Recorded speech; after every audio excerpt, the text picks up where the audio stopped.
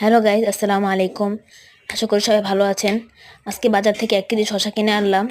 ভাবলাম যে আজকে একটু শসা মাখা করবো, তাই প্রথমে শসাগুলোকে কেটে নিলাম।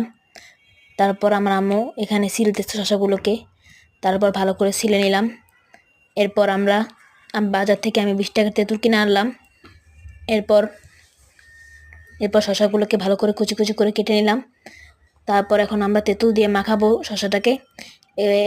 এর সাথে দিব এমনিতে পেঁয়াজ কুচি, মরিচ কুচি, ধনিয়া পাতা দিব আর একটু সরিষার তেল দিব। আপনারা চাইলে মরিচ আরও বাড়িয়ে দিতে পারেন। আমরা এখানে 2টা মরিচ ইউজ করেছি।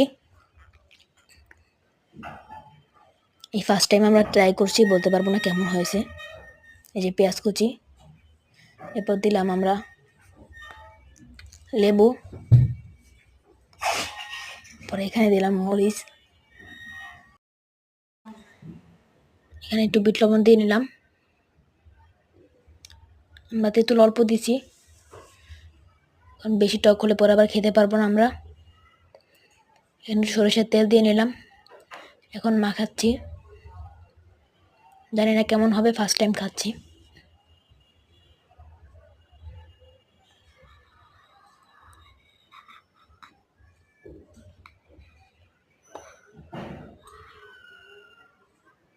খুব মজা লাগতেছে, এটা ভেবেই মুখে জল এসে পড়ছে। বিসমিল্লাহ, এখন খাওয়া শুরু করতাম। ইয়াম্মি, অনেক সুন্দর হয়েছে। আপনারা সবাই খাবেন। আসসালামু আলাইকুম।